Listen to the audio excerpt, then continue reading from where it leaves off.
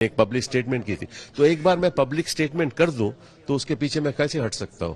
मैंने हमेशा जो कहा उसी का पालन किया और इसी को इस बात को सोच पे रखते हुए मैंने अखिलेश जी को कहा कि मैं चाहता हूं कि मैं राज्यसभा में जाऊं, लेकिन एक ही शर्त में कि आप मेरा समर्थन कीजिएगा एज ए निर्दलीय। बिना किसी शर्त के आपको समर्थन दिया अखिलेश? बिना किसी शर्त से कोई ऐसी बात हुई ही नहीं। किस बात की शर्त हो सकती है?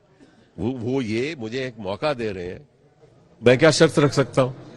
शर्त आपने समय समय पर खुले तौर पर अपनी बातों को सामने रखा है, लेकिन कांग्रेस से इस्तीफा देने की प्रमुख वजह क्या रही? नहीं, कोई वजह नहीं है। ये एक परिवार से हम जुड़े हुए थे 30-31 साल के बाद। लगा मुझे कि अब वक्त आ गया है कि मुझे एक निर्दलीय के रूप में, अगर मुझे सदन में जगह मिलती है तो मैं एक निर्दलीय के रूप में आवाज उठाऊं।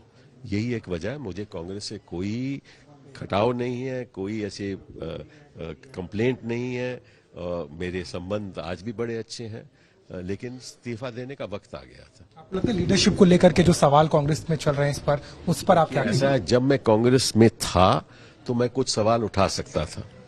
अब मैं कांग्रेस में नहीं हूं और ये सही नहीं है कि मैं अब क्योंकि मैं कांग्रेस में नहीं हूं बस कांग्रेस के ऊपर सवाल उठाऊं। ये उचित नहीं है। मैं ऐसा करूंगा नहीं और न मैं करना चाहता हूं। समाजवादी पार्टी के साथ में पहले भी आपने उनका सहयोग किया है, आजम खान को बाहर लाने में आपकी भूमिका रही, ये भी एक रिलेशनशिप आप मायने रखता है? बिल्कुल, बहुत मायने रखता है। मेरे वैसे तो सभी विपक्षी दलों, हिंदुस्तान के सभी विपक्षी दलों के नेताओं से मेरी बड़े अच्छे संबंध है। इनके साथ तो खैर बहुत ही अच्छे हैं। उत्तर प्रदेश से आप करते हैं, हमारे साथ प्रमिला जी भी हैं। प्रमिला जी, आप उत्तर प्रदेश से तो आपका नाता है, ससुराल है एक तरीके से, किस तरीके से देख रहे हैं एक बार फिर से राज्यसभा का? अब तो दूसरी बार आ रहे हैं और उत्तर प्रदेश से नाता टूट नहीं सकता। मेरी पैदाइश बरेली की है, मेरे फादर की पैदाइश बहराइच की है।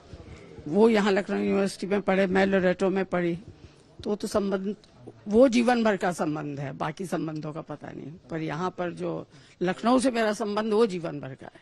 सर, आखिरी सवाल लूंगा। आपने 2024 में गठबंधन को मजबूत करने की बात की है और आप उसमें सहयोग देंगे, क्या भूमिका हम देख सकते हैं? राज्यसभा तो आप जाहिर है वक्त है, अभी 2 साल बाकी हैं, अब दिखाते हैं आपको। क्या ये गैर कांग्रेसी संगठन होगा कि कांग्रेस?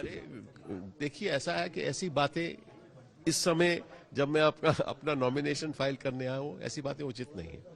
साफ तौर पर कपिल सिब्बल सीधे तौर पर बात करते हुए और आज जिस तरीके से नामांकन उन्होंने किया है उस पर सीधे तौर पर ये बात कह रहे हैं कि गठबंधन को मजबूत करने के लिए ये नामांकन किया जा रहा है और साफ तौर पर कांग्रेस से इस्तीफा देने की बात को सीधे तौर पर साफ नहीं कर रहे और कह रहे हैं कि एक लंबा नाता रहा, लेकिन अब समय था कि वो कांग्रेस से अलग होकर के एक स्वतंत्र तौर पर राज्यसभा पहुंचे।